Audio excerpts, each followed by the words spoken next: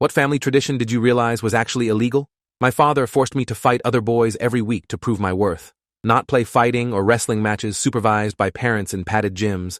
Real fights with blood and broken bones and consequences that lasted for days. It started the week after my 8th birthday when Dad sat me down at the kitchen table and explained what it meant to be a Blackwood man. "We don't raise soft children in this family," he said, his scarred knuckles drumming against the wood. "Every generation has been tested, proven worthy through combat. Your grandfather did it. I did it. Now it's your turn." He slid a notebook across the table, pages filled with names and dates and outcomes recorded in his cramped handwriting. "This is our family record going back 80 years. Every Blackwood son has fought to earn his place. You'll fight every Saturday until you've proven yourself." I was 8 years old and had no idea what proving myself meant. I just knew the pride in my father's eyes as he explained the rules made me want to make him happy. The rules were simple and brutal. Every Saturday, Dad would find another boy around my age and weight class. We'd meet in our garage with the door closed and the windows covered. No padding, no mouth guards, no protective equipment of any kind. Just two kids and the understanding that the fight ended when someone couldn't continue or tapped out. Dad recorded everything in his notebook. Date, opponent's name, duration, outcome, injuries. He treated it like a science experiment, analyzing my technique and pointing out weaknesses I needed to improve. My mother never came into the garage during fights. She'd stay in the house with the TV volume turned up loud enough to drown out the sounds. My younger sister, Autumn, wasn't allowed anywhere near the garage on Saturdays. This was between father and son, a tradition that women couldn't understand or participate in. My first fight was against a boy named Colin, whose dad worked with mine at the construction company. Colin was bigger than me by at least 20 pounds, and I learned later that Dad had specifically chosen him to teach me that size didn't guarantee victory if you fought smart and mean. I got destroyed that first fight. Colin hit me so hard I saw stars. My lips split open and blood ran down my chin, metallic and warm. I tried to fight back, throwing wild punches that mostly hit air.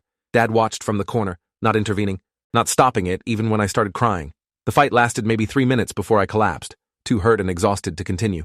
Colin's dad pulled him back, and my father wrote the outcome in his notebook. Loss by exhaustion. Afterward, Dad cleaned my wounds in the garage sink and explained where I'd gone wrong. "You telegraphed every punch. You fought angry instead of smart. You gave up instead of pushing through pain. Next week will be better." I nodded, because what else could I do? This was my family's way. This was how Blackwood men were made. My mother waited until Dad left before coming to check on me, her face pale and her hands shaking as she dabbed antibiotic ointment on my split lip. "Does it hurt badly?" she whispered. I told her I was fine, even though my ribs ached with every breath. The second fight was against a kid named Damien, whose father was one of Dad's old army buddies. Damien had done this before. I could tell from the way he moved, calculated, and controlled. He didn't waste energy on wild swings. Every hit landed exactly where he intended. I lost again, this time with a black eye and a sprained wrist. Dad recorded it in the notebook. Loss by technical skill deficit. He wasn't disappointed, just analytical. "You're learning," he said. "Every loss teaches you something wins can't." The pattern continued for months. Every Saturday, a new opponent. Sometimes I knew the other boy from school or the neighborhood. More often, they were strangers, sons of men in Dad's network who all shared this same twisted tradition. I started winning occasionally by the time I turned 9. The first victory felt amazing. This rush of pride when Dad wrote my name in the winner column. I'd beaten a boy named Lucas who'd underestimated me, and standing over him while he caught his breath made me feel powerful in a way nothing else had. Dad's approval afterward was intoxicating. That's my son. That's a Blackwood. By age 10, I was winning more than I was losing. My body had adapted to the weekly violence. I'd learned to take hits without flinching, to ignore pain until the fight was over, to read opponents and exploit their weaknesses. Dad said I was a natural, that the fighting spirit ran strong in my blood. He started entering me against older boys, tougher opponents who'd been doing this longer. The stakes increased. Injuries became more severe. I broke my nose twice before I turned 11, fractured my hand punching someone's skull, collected scars on my knuckles and face that I'd carry for life. But I also collected wins, each victory recorded in Dad's notebook, proof that I was worthy of the Blackwood name. School became difficult for different reasons. I'd show up Monday morning with fresh bruises and split lips, and teachers would ask questions. I'd lie, say I fell off my bike or got in a scuffle at the park. The school nurse started recognizing a pattern, but I'd learned from Dad exactly what to say to deflect suspicion. "My parents are great. I'm just clumsy. I play rough with friends." The other boys in Dad's fighting network had the same cover stories. We'd see each other at school sometimes, exchange knowing looks but never speak about Saturdays. It was an unspoken rule. What happened in our garages stayed private. This was family business, tradition, not something outsiders would understand. I made one real friend during those years, a kid named Quinn, who moved to our neighborhood when I was 11. Quinn was small and quiet, the kind of kid who got picked on by bullies. I started defending him at school, using the fighting skills Dad had beaten into me for something that felt good and right. Quinn was grateful, stuck to me like a shadow, and eventually, I told him about the Saturday fights. His eyes went wide. That's insane. Your dad makes you fight for real? I shrugged. It's just what Blackwood men do. It's tradition. Quinn looked at me like I'd grown a second head. That's not tradition. That's abuse. The word hit me wrong. Abuse was what happened to kids with bad parents, kids whose fathers hit them for no reason or neglected them. My dad wasn't abusive. He was strict, demanding, preparing me for a hard world. But Quinn's words planted a seed of doubt that grew slowly over the next years. I started paying attention to how other families operated. Friends whose fathers taught them to play catch or fix cars or build things. None of them had fight nights. None of them had notebooks recording victories and defeats. None of them showed up to school with the consistent injuries I carried. Maybe Quinn was right. Maybe this wasn't normal. The doubt made me hesitate during a fight when I was 12. My opponent was a boy named Isaac who fought dirty, going for eyes and throat. I should have matched his aggression, but Quinn's voice was in my head. This is abuse. The hesitation cost me. Isaac landed a hit that knocked me down hard, and I couldn't get back up before the count. Dad recorded the loss with a tight jaw. After Isaac and his father left, Dad made me stay in the garage. What happened out there? You had him. I don't know. I hesitated. Why? I couldn't explain about Quinn, about the seed of doubt, about starting to question everything. So I said I was tired, that I'd had a long week at school. Dad's expression hardened. Excuses are for weak men.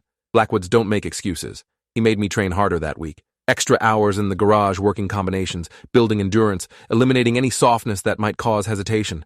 By the next Saturday, I was ready to fight without thinking, without questioning. I won brutally against a boy named Leo, and Dad's pride erased the memory of my doubt. This was who I was supposed to be.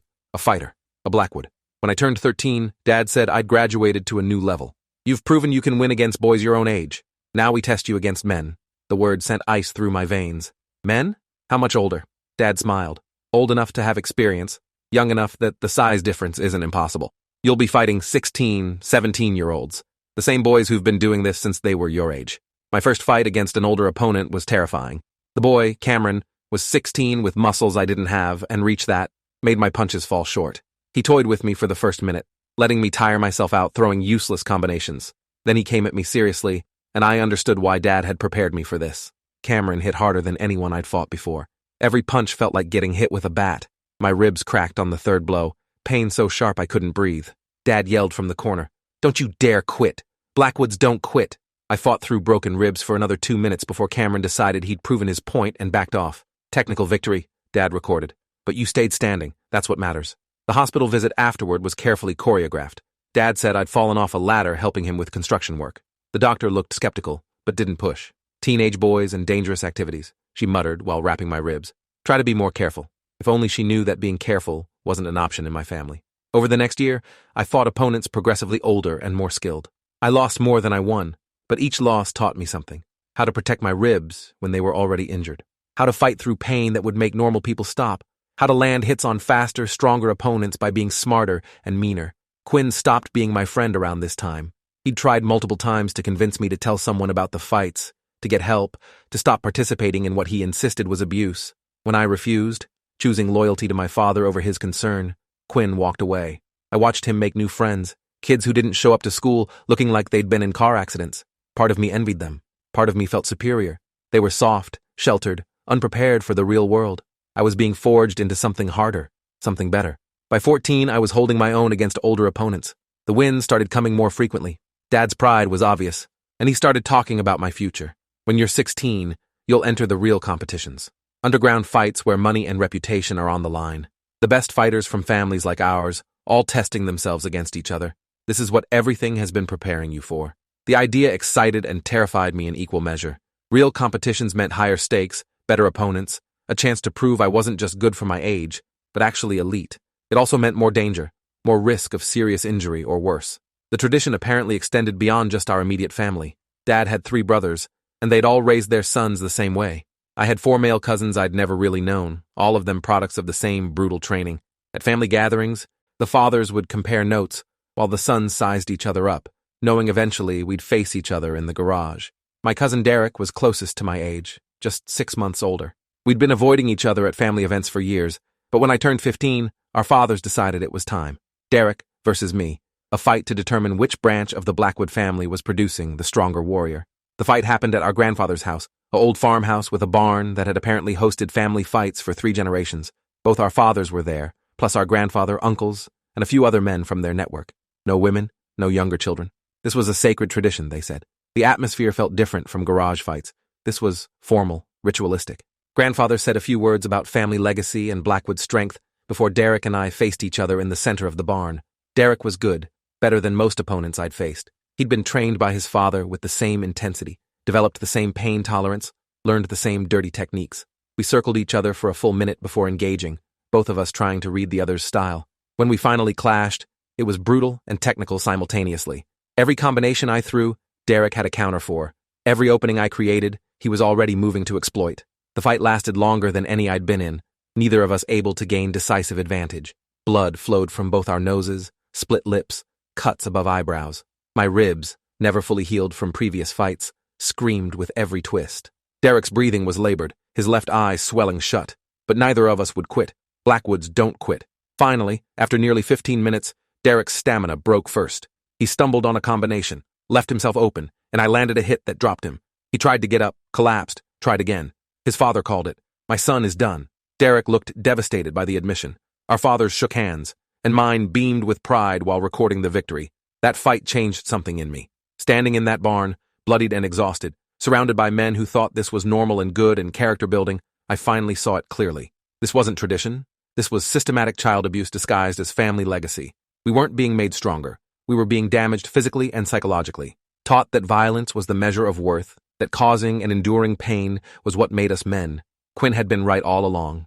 I went home that night, and for the first time looked up information about child abuse. What I found described my life perfectly.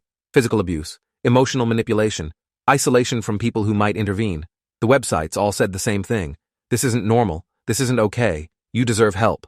I spent hours reading stories from other survivors, people whose families had inflicted trauma and called it love. I wasn't alone. What was happening to me was happening to others. And it could stop if I was brave enough to speak up. But speaking up meant betraying Dad, destroying the family tradition, proving I was weak after all. The internal war kept me silent for weeks. The decision was made for me when I was paired against a boy named Felix, who was 17 and had a reputation for not knowing when to stop. Dad warned me before the fight. Felix has hospitalized opponents before. You need to be defensive, smart, willing to quit if things go too far. But Blackwoods don't quit, I said, throwing his own words back at him. He looked uncomfortable. Sometimes tactical retreat is the smartest move. Today might be one of those days. The fight with Felix was the worst experience of my life. He came at me like he was trying to kill me, not just win. Every hit was aimed at vulnerable spots. Throat, kidneys, the back of my head. I tried to defend, but Felix was too fast, too vicious. Within 2 minutes, I was on the ground, taking hits I couldn't block. I heard my father yelling to stop the fight, heard Felix's father trying to pull him back. Felix landed one more kick to my ribs before they managed to separate us. I couldn't breathe. Couldn't move. Everything hurt in ways that transcended normal pain. Dad carried me to his truck, and for the first time in 7 years of fighting, took me to the emergency room without a cover story. The ER doctor took one look at me and called security. This wasn't caused by falling off a ladder or rough play. These are defensive wounds consistent with assault. Who did this to you? I looked at Dad, who was shaking his head slightly, silently begging me to lie. But I was done lying, done protecting a tradition that had nearly gotten me killed. I told the doctor everything. The Saturday fights, the family tradition, 7 years of systematic abuse disguised as character building. Dad's face went white, then red. I heard him arguing with hospital staff about parental rights and family business. Security asked him to leave while they called the police and social services. A detective arrived while I was getting x-rays for my cracked ribs and possible internal bleeding. Detective Owens was patient and kind, letting me tell the story at my own pace. She recorded everything, asked for names of other boys who'd been involved, wanted details about the adults who'd organized and supervised the fights. I gave her everything I had, including Dad's notebook, which was still in his truck. That notebook became the key evidence. 7 years of recorded fights, dozens of boys' names, proof of systematic organized abuse across multiple families. When Detective Owens saw it, her expression went dark. This is bigger than one family. This is a criminal network. Over the next days, the investigation exploded. Police interviewed every boy I'd named, every family involved. Most parents denied everything at first, claiming I was lying or exaggerating. But the medical records didn't lie. 15 boys between ages 8 and 17, all with histories of injuries consistent with fighting, all with similar cover stories about being clumsy or playing rough. The pattern was undeniable. My father was arrested, along with 11 other men who'd participated in organizing or supervising the fights. They were charged with child abuse, endangerment, and conspiracy. The adults tried to claim it was mutual combat. that the boys had consented. The prosecutors shut that down fast. Children can't consent to abuse. Period. Dad called me from jail, and I almost didn't answer. When I did, he wasn't apologetic. He was furious. You destroyed our family, destroyed generations of tradition, made us all look like criminals when we were just trying to make you strong. I hung up without responding. There was nothing to say to someone who still believed beating children was an acceptable parenting strategy. Mom filed for divorce immediately, claiming she'd never approved of the fighting, that Dad had done it behind her back. That was partially true. She'd never actively participated, but she'd known and done nothing to stop it. That made her complicit. CPS got involved, evaluating whether Autumn and I could safely stay with Mom. The investigator asked tough questions about Mom's role, about what she knew and when. Mom cried through the interviews, insisting she'd been afraid of Dad, that she'd wanted to stop it, but didn't know how. I'm not sure I believed her entirely, but the alternative was foster care, and I'd already lost enough. Autumn was traumatized by everything. She'd known vaguely about the Saturday fights, but never understood the extent. Knowing her brother had been systematically abused for years while she watched TV with the volume up had shattered something in her. She stopped talking to Mom for weeks, angry that the adults who should have protected me had failed so completely. The trial was a media circus. Local news picked up the story, underground child fighting ring exposed, and suddenly, our family's private shame was public entertainment. I had to testify, sitting in a courtroom full of strangers while describing years of fights in clinical detail. Defense attorneys tried to make me look like a willing participant, like I'd enjoyed the violence. Parts of that were true. I had felt pride in winning, had wanted Dad's approval, but that didn't make it okay. That didn't make it not abuse. The prosecution brought in psychologists who explained how children in abusive situations often defend their abusers, how I'd been conditioned to see violence as love and approval as worth any price. The jury looked increasingly disturbed as the full scope of the operation came out. This wasn't just family fights.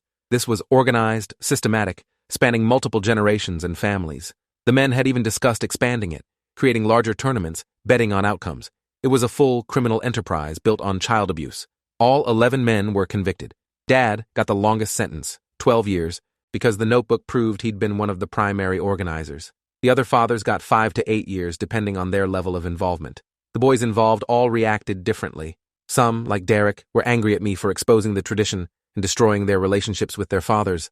Others were relieved, grateful someone had finally stopped something they'd been too scared to speak about themselves. A few had been so thoroughly conditioned they still insisted this was normal, that we were all being punished for something that had made us strong. I started therapy immediately. Dr. Kensington specialized in trauma from child abuse, and she helped me understand how the fighting had affected my development. I'd learned to solve problems with violence, to measure my worth by my ability to hurt others, to disconnect from my body during pain. These patterns didn't disappear just because the abuse stopped. They required years of work to unlearn. Physical therapy helped with the accumulated damage. My ribs had been fractured multiple times and healed poorly. My hands had arthritis from repeated breaks. I had chronic pain in my back and shoulders from the years of impacts. I was 15 years old with the body of someone much older who'd been through wars. School was different after everything came out. Everyone knew who I was, the kid from the fighting ring family. Some people treated me like a victim to be pitied. Others thought I was dangerous, violent, someone to avoid. A few kids approached me wanting to hear war stories, treating the abuse like it was something cool and exciting. I hated all of it. I just wanted to be normal, but normal wasn't possible anymore. Quinn reached out after the trial, apologizing for walking away when I'd needed him. I told him he'd been right to protect himself, that I hadn't been ready to hear the truth back then. We rebuilt our friendship slowly, carefully. Quinn never asked about the fights unless I brought it up first. He'd just invite me to play video games or watch movies, normal teenage stuff that helped me remember there was life beyond violence. I graduated high school at 17, 2 years after the trial. Autumn was doing better by then, back to talking to Mom, processing her own trauma around failing to protect me. Mom and I had a complicated relationship. I didn't fully forgive her for her inaction, but I understood she'd been a victim in some ways too, trapped by her own fear and learned helplessness. She'd started therapy and was working through her guilt. I got accepted to a state university for social work. I wanted to help other kids trapped in abusive situations, wanted to be the person who intervened before years of damage became permanent. My experiences gave me perspective most social workers don't have. I could spot the signs of systematic abuse, recognize the defense mechanisms kids use to protect their abusers. During my first internship, I worked with a boy named Isaac whose father was beating him regularly, but calling it discipline. Isaac defended his father fiercely, insisting he deserved the beatings, that his father was just trying to make him better. I saw myself in Isaac so clearly it hurt. I shared parts of my story with him, not all the details, but enough. I told him about thinking my father's abuse was love, about defending the tradition that was destroying me, about how much better life got, once I stopped making excuses for violence. Isaac cried when I finished. I thought I was the only one. I thought I was crazy for thinking something was wrong. You're not crazy, and you're not alone. We got Isaac removed from his father's custody and into therapy. Watching him start to heal reminded me why I'd chosen this path. I'm 23 now. Dad gets out of prison next year, and I don't plan to see him. He's sent letters that I haven't opened. Mom says he's remorseful, that prison changed him, that he understands now that what he did was wrong. Maybe that's true. But remorse doesn't undo 7 years of systematic abuse. It doesn't give me back the childhood I lost or fix the chronic pain I'll carry forever. Derek reached out last year, the cousin I'd fought in grandfather's barn. He'd been in therapy too, working through his own trauma. We met for coffee and talked about the tradition, about how our fathers had damaged us. Derek admitted he'd hated me for years after the trial, blamed me for destroying the family. But therapy helped him see that I'd saved us, that we'd been on a path towards serious injury or death. We're not close, but we're not enemies anymore. Just two survivors trying to make sense of shared trauma. I still have nightmares about the fights sometimes. Wake up with my heart racing, hands clenched into fists, ready to defend against an attack that isn't coming. Dr. Kensington says PTSD from prolonged childhood trauma can take decades to fully process. I'm working on it. The question that started this was, what family tradition did I realize was actually illegal? For me, it was forced fighting, weekly violence disguised as character building, systematic abuse wrapped in talk about legacy and strength. But I've learned through my work that lots of families have traditions that cross legal and ethical lines. Parents who force extreme dieting on children and call it health consciousness. Families who practice corporal punishment severe enough to qualify as abuse, but defend it as discipline. Religious communities that isolate children and call it protection. The common thread is always the same. Adults with power using tradition as justification for harmful behavior, and children who don't know any different, accepting the harm as normal until someone outside the system points out the truth. If you're reading this and something about your family's traditions makes you uncomfortable, if you're being hurt physically or emotionally but told it's for your own good, if you're isolated and told it's protection, trust your instincts. That discomfort is your mind recognizing that something is wrong. You deserve safety and respect and kindness, regardless of what your family's tradition demands. And speaking up, though terrifying, might be the thing that saves not just you, but others trapped in the same cycle. I spent 7 years being systematically abused and thinking it was love. I've spent the last 8 years healing and helping others heal. The tradition ended with me, and every day I'm grateful I found the courage to break the cycle, even though it cost me everything I thought I knew about my family and myself. That's my answer. That's my story. And if it helps even one person recognize their own situation and reach out for help, then maybe all that pain served some purpose after all. Thanks for hanging out till the end. If you want more stories, make sure to subscribe and leave your take below.